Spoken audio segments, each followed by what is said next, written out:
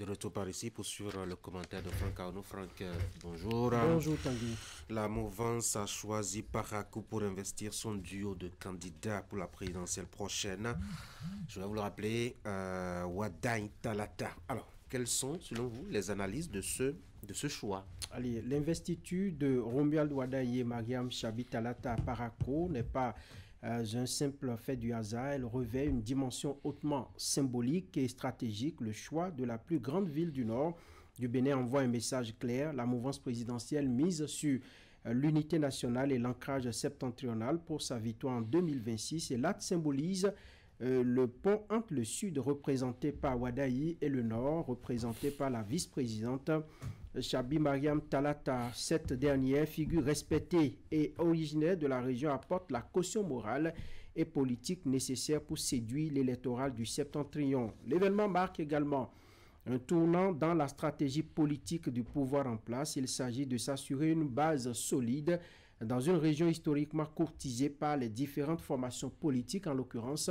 l'opposition. L'investissement du président Patrice Talon dans le nord du pays, infrastructures, projets de développement et autres, trouve ainsi une continuité dans la candidature du duo. L'investiture à Parakou est donc un message de gratitude, de continuité, mais aussi une manière de rappeler aux populations du Nord qu'elles sont au cœur du projet de société de la mouvance présidentielle. En résumé, Tanguy, c'est dire que la citadelle, autrefois inviolable, imprenable et baston de l'opposition, ne le sera plus selon la mouvance à travers ce choix effectué pour le 4 octobre prochain. Et au-delà des stratégies politiques que développe la mouvance pour remporter les élections à venir, quels sont les enjeux et défis qui se posent? Si le choix de Parakou est un coup de maître sur le plan symbolique, il ne met pas à l'abri des défis politiques qui attendent le binôme Wadaï-Talata. La première difficulté, à mon avis, est de transformer ce symbolisme en une adhésion électorale concrète. La présence de la vice-présidente Talata est un atout, mais elle ne garantit rien par à elle seule un soutien massif de tout le Nord. L'opposition, qui a ses propres bases dans la région, n'aura de cesse de critiquer par exemple le bilan du pouvoir et de dénoncer ce qu'elle pourrait qualifier de stratégie d'opportunisme. Le second enjeu majeur est la légitimité de ce binôme. Romuald Wadaï, en tant que technocrate et financier, doit encore se muer en homme politique de terrain et convaincre au-delà du cercle des initiés. S'il a su gérer, bien entendu, les finances du pays avec brio, sa capacité à mobiliser les foules et à incarner un projet de société complet reste à prouver. Le défi est également de taille pour Mariam Chabi Talata, qui doit faire cohabiter son statut de vice-présidente avec celui de candidate et montrer qu'elle n'est pas un simple faire-valoir politique.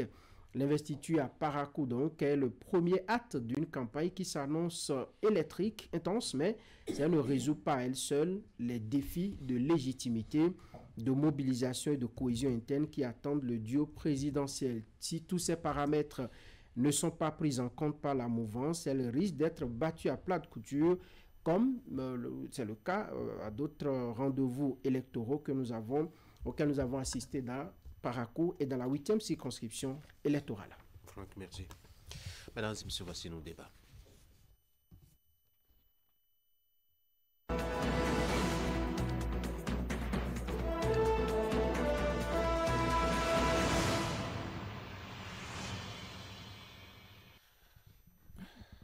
Eric, bonjour. Bonjour, Tanguy. Bonjour. Allez, Franck nous propose de commencer par le deuxième sujet. J'avais prévu notamment deux sujets. Le choix de Mariam Chabi Talata comme colistière de Romuald Wadaï et puis la discussion autour donc du choix de Parakou pour accueillir l'investiture officielle donc de ce duo de candidats. On va commencer déjà par le choix de Parakou. On reviendra après parler du choix de Talata. Pourquoi est-ce que Parakou, à votre avis, a été choisi, Eric, pour l'investiture, je dois dire, de ce duo de candidats? Je me dis peut-être que pour jouer en équilibre entre, je dirais, un peu géographique des candidats et aussi de notre environnement politique. Voilà, nous savons que le candidat principal du Sud, et puis la colistière du Nord. Et puis, en choisissant Parakou, c'est sans doute aussi pour envoyer le message de ce que, dans la campagne que nous voulons mener, dans le travail que nous voulons véritablement faire, c'est un travail qui englobe tout le territoire national. Donc, il faut justement que ce point de départ qui sera lancé à travers cette investiture à Parakou symbolise véritablement toute cette vision, toute cette ambition qu'on a de captiver aussi l'électorat du Nord. Vous savez, Parakou est désigné comme étant la capitale du Nord, donc c'est une ville qui représente énormément sur le plan politique, à la fois pour les formations politiques, mais aussi pour des leaders qui ont envie justement de se voir ici à la tête de notre pays. Et ça a toujours été le cas, hein, dans les calculs politiques. On sait que tôt ou tard, on finit toujours par déposer ses valises à Parakou d'une façon ou d'une autre, parce que c'est assez déterminant de faire comprendre à la ville et aux populations de cette ville que vous êtes dans notre agenda. Vous êtes dans notre agenda. Donc, c'est une recette que nous connaissons très bien à la veille des élections. On sait que, voilà, on ne peut pas faire le tour de toutes les villes du Nord, mais on sait qu'il y a des grandes villes qu'il faut commencer par monopoliser. Et je pense que les candidats de la mouvance ont compris véritablement le jeu et ont envie de rebisser cette recette que nous connaissons. Ulrich, est-ce que quelque part il ne faut pas y lire, mettons, une sorte de provocation à la limite politique, quand on sait que relativement, en tout cas le président du principal parti de l'opposition vient de cette zone, et surtout que la ville a souvent été très rebelle, comme d'ailleurs les grandes villes partout dans le monde où il y a de la démocratie. Est-ce que ce n'est pas un peu de la provocation aussi? Je pense que dire provocation, c'est trop dire, le mot est assez fort, mais ça peut être une stratégie politique. Stratégie politique en ce sens que quand vous observez bien, au lendemain des élections de 2016, après la débâcle des FCBE et alliés, où le président Patrice Talon, le président Boni Yayi n'a véritablement pas pu imposer son poulain, on a constaté à un moment donné qu'il avait disparu complètement de la scène politique. Mais sa première sortie fulgurante, c'était à Parakou, à la veille des premières élections législatives organisées par le président Patrice Talon. Et on a vu un peu comment la foule, comment l'ancien président de la République, Boni Yayi, a drainé la foule à Parakou. Donc, dire que c'est une provocation, je dirais, c'est trop fort, mais plutôt une stratégie politique. Donc, déjà, on peut montrer que c'est une manière de dire Parakou reste une ville cosmopolite, une ville avec plusieurs facettes qui peut être aussi bien avec la mouvance que l'opposition. Donc c'est une manière de dire aussi qu'il n'y a pas de citadelle déjà conquise. Donc à tout moment, cette citadelle peut basculer dans un camp ou dans l'autre. Deuxième chose aussi, il faut tenir compte de la situation géographique de Parakou. Quand on regarde un peu dans le septentrion, la zone septentrionale en général, Parakou reste la ville la plus en vue. Au regard d'abord de son urbanisation, mais aussi de toute la foule cosmopolite qu'elle draine. Et aussi, il y a aussi une université là-bas. Je ne dis pas que c'est juste parce que l'université, mais on regarde un peu la densité et aussi le poids politique que cela draine. Quand on regarde aussi, il y a beaucoup d'hommes politiques qui ont fait certaines écoles là-bas, comme le lycée Mathieu Bouquet, comme le CG1 qui est devenu après Hubert Manga. Donc ça peut vous dire que c'est resté une ville qui a un poids politique dans la zone septentrionale, qui regroupe a priori le Bargo, la Légori, la Takora et la Donga. Donc vous voyez, ça fait un peu la ville phare, la ville centre de la zone septentrionale. Dire que on veut lancer la campagne là-bas, c'est aussi une manière de dire. C'est vrai que, a priori... Pas la campagne, l'investiture. Non, l'investiture, je veux dire. C'est-à-dire, quand on regarde Robien Ouadani, on se dit, oui, c'est vrai, on ne va pas parler, on ne va pas faire des stigmatisations ethniques ou raciales. Non, mais on dira, ah oui, Robien Ouadani, il est peut-être d'une certaine région du pays, mais sa colistière, elle est d'une certaine autre région. Donc, elle lançait sa campagne, bien qu'elle soit d'une certaine région, dont une autre région, c'est une manière de créer l'unité nationale, la cohésion nationale. Donc je pense que c'est stratégique, c'est vraiment stratégique de choisir Parakou. Et il y a aussi des problèmes qu'on a enregistrés récemment avec quelques partis politiques où certains ont été démis de leurs fonctions. Donc Parakou reste quand même un point sensible, un point névralgique en termes de politique quand on parle de la zone septentrionale du Bénin. Franck, nous parlons là d'une présidentielle et quand on voit l'histoire des présidentielles au Bénin, on ne dira pas que Parakou a été déterminant dans l'issue d'une consultation électorale concernant une présidentielle. Alors pourquoi est-ce qu'ils vont choisir Parakou? Oui, c'est justement pour ça qu'ils ont choisi Parakou, parce que depuis ces dernières années, vous avez vu que Parakou est resté toute singulière en matière de politique. Lorsque vous espérez, vous faites des calculs, ça échoue toujours, sauf pour Boni Yayi qui est venu souvent tirer son épingle du jeu quand il sait quel pion appuyer pour que Parakou puisse lui répondre. Vous allez voir que l'exemple donné par le riche en 2016, je crois, c'est ABT qui est venu en tête pour la présidentielle à Parakou. Donc les mentalités, à mon avis, n'ont pas trop évolué à Parakou. Les gens sont restés attachés aux questions du social. Boni Yayi qui venait distribuer chaque week-end et qui a fait de Parakou sa base arrière et qui a un domicile là et chaque week-end venait pour entretenir les leaders religieux, pour entretenir les jeunes, les femmes, et donc c'est resté, disons, dans la tête des populations, si bien que vous avez vu lors des dernières élections, il lui a fallu une seule sortie, une randonnée pédestre à travers la ville pour que tout bascule, malgré les efforts de Gbadamassi, malgré les efforts fournis par Adambi, Charles Toko, ça n'a rien donné du tout. Et ça, c'est la réalité. Mais est-ce que deuxième chose, oui, allez-y. Deuxième chose, par quoi manquer de lobby ces dernières années? Si bien que quand vous voyez la ville de Cotonou, vous voyez par exemple la ville de Ouida, normalement, quand on voit Cotonou, c'est Parakou qui devrait suivre. Mais les leaders de la ville se sont déchirés, se sont empêtrés dans des querelles interminables, si bien que le lobby qui doit accompagner, qui doit amener Patrice Talon à regarder, disons, les projets de développement, ça a manqué. Quand moi je rentre à Parakou, je me dis, Parakou est l'enfant pauvre de la rupture, tout simplement parce qu'on n'a pas su tirer profit de la présence de Patrice Talon. Charles Toko, qui est très proche de Patrice Talon, Gbadamassi qui avait plus d'une vingtaine d'années. Parakou n'a pas manqué beaucoup de choses quand même. Hein. Non, en fait, ça devrait être plus visible que ce que nous avons aujourd'hui. Il y a beaucoup de projets aujourd'hui qui se font. Et Boni Yayi n'en a pas fait mieux. On a eu que l'aéroport qui est aujourd'hui, qui n'est pas fonctionnel. Mais le fait d'injecter un peu d'argent, quelques billets, de soutenir les familles, d'aller applaudir là-bas pour dire « les femmes, je vous aime » et de presque s'agenouiller devant les populations, ça lui a marché. Donc, ce lobby-là, Patrice Talon n'étant pas du même genre que Boni Yayi, du même style que Boni Yayi, les leaders de la zone devraient trouver la stratégie, la bonne stratégie pour amener Patrice Talon à beaucoup investir à Parakou. Mais le peu qu'il a fait, je pense que si les éléments de langage sont bien définis, si les éléments de langage sont bien trouvés, je pense que le duo de candidats... Et Ouada, il peut jouer un grand rôle s'il a la manière de parler, s'il trouve le bon bout qu'il tient pour bien, disons, entretenir ma question est restée sans réponse. Est-ce que Parakou a déjà déterminé l'issue d'une présidentielle? Pourquoi est-ce que ça peut être un point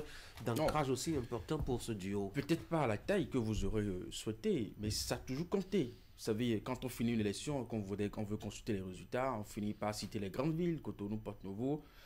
Quand on va dans le nord, on commence toujours par Parakou. Combien Parakou a donné? Parce qu'on estime que si le temps est bon, rien que dans Parakou, on s'imagine que dans les villes environnantes, eh bien, ça peut suivre aussi le mouvement. Donc, ça peut ne pas être aussi déterminant, comme vous le dites, dans les grandes villes comme Porto-Novo, Cotonou. Mais rien que dans le nord, on commence toujours par là. On a envie de voir véritablement quel est l'effort que Parakou a fait dans une compétition électorale. Mais après, est-ce que parce qu'on a choisi une ville pour faire son investiture, que cela rencontre aussi l'assentiment des populations? Parce qu'aujourd'hui, nous avons une population dont l'expression des besoins a tellement évolué que juste le choix d'une ville ne suffirait pas pour gagner le cœur de cette ville. Et Franck a commencé par l'évoquer justement.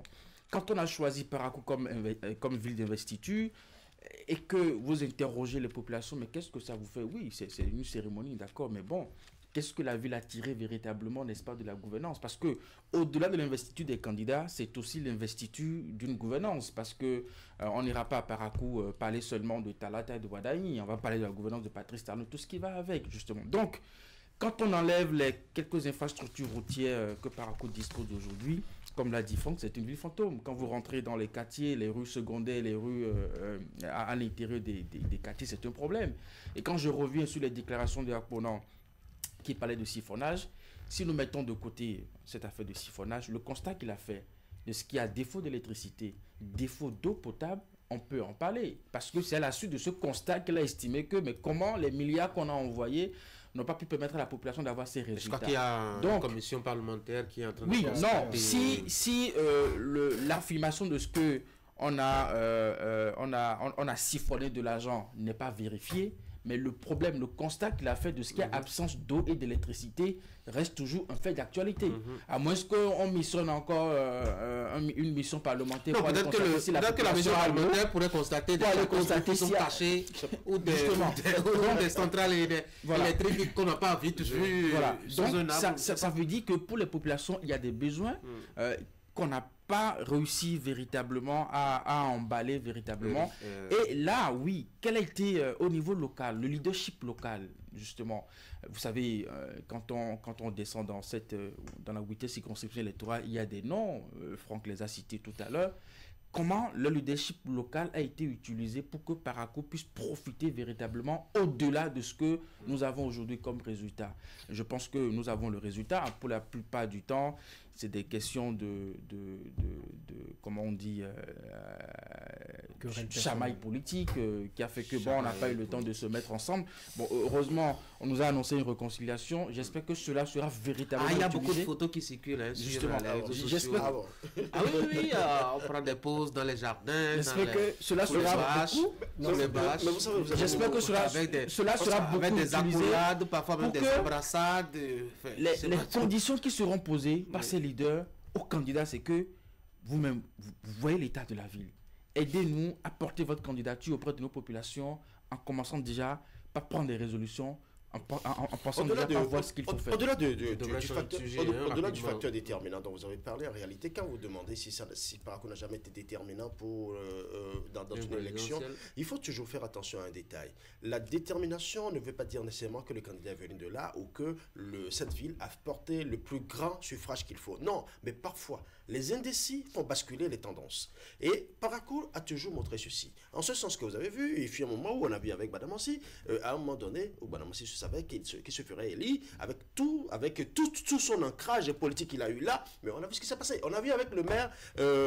Parakou a toujours été rebelle. C'est comme les grandes villes. Et c'est justement ce qui fait. Quelques exceptions près ou Boringaï qui s'est débrouillé il y a toujours des intrigues dans la ville de Parakou, des intrigues politiques. Et aujourd'hui, il y en aura encore. Demain, il y en aura encore. Pourquoi? Parce que vous voyez, quand on choisit Parakou aujourd'hui, ce n'est pas de façon anodine, parce que on sait qu'aujourd'hui, au sein de la mouvance, au sein du bloc de la mouvance, il y a des bisbilles qu'on a gérées par le passé. Mais même si, a priori, on donne l'image que tout va bien, on sait qu'à l'interne, il y a des problèmes. Mais je pense qu'en mettant justement, en mettant cette base à ce niveau, on veut simplement faire comprendre à tous les hommes politiques ici, attention, vous devez taire vos divergences, parce que là, vous devez travailler pour un candidat unique, parce que c'est vrai, le choix a été fait. Mais est-ce qu'au fond, nous en avons parlé ici une fois, est-ce qu'au fond, tout le monde porte véritablement et sincèrement le choix? Donc c'est ce travail-là qui se fait. Donc, étant donné que cette ville a toujours été rebelle, il faut faire en sorte que cette ville puisse accompagner. Mais allez, c'est le 4 octobre, le candidat a encore quelques jours pour apprendre le dindi, le bariba. Oui, c'est important. C'est toujours. Pour moi, il va dire au Fouana Kayo. Parce que bon, Franck va nous aider à mieux. Je sais qu'il a beaucoup de. Le tributeur de Parakou. Oui, il a beaucoup de pieds à terre. Les Paraquois tiennent à ça. Ah oui, c'est ça. On va changer de sujet. Pourquoi est-ce que Talata a été repositionné, Franck? Ça a eu pris mal à la loyauté. Ah oui. Comment est-ce qu'elle a été loyale? Quels sont les pas qui montrent que Talata, pendant les 5 ans, a été loyale? Moi, je me dis que pendant son mandat qu'elle vient de terminer, on n'a pas eu... C'est pas encore terminé, hein? C'est jusqu'en avril. Oui, enfin, c'est pour bientôt. Je pense qu'elle a joué son rôle, et au plan politique, on n'a pas eu disant, vent de ce qu'il y a eu de petits soucis, des difficultés, elle a assuré la collaboration avec le président Patrice Talon.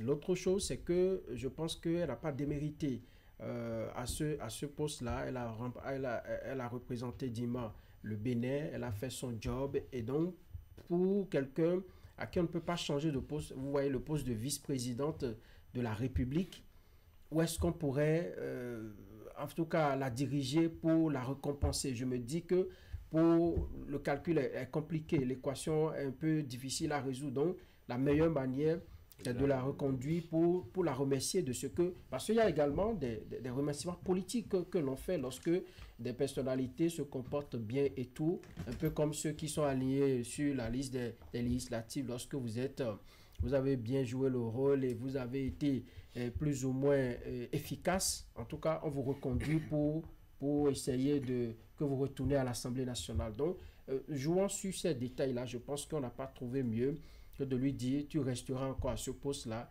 pour le bon travail, les loyaux services que tu as rendus à la mouvance et puis à la République. Je crois que c'est tout trouvé. Mais ça doit fâcher beaucoup de personnes, hein, notamment dans le rang des femmes.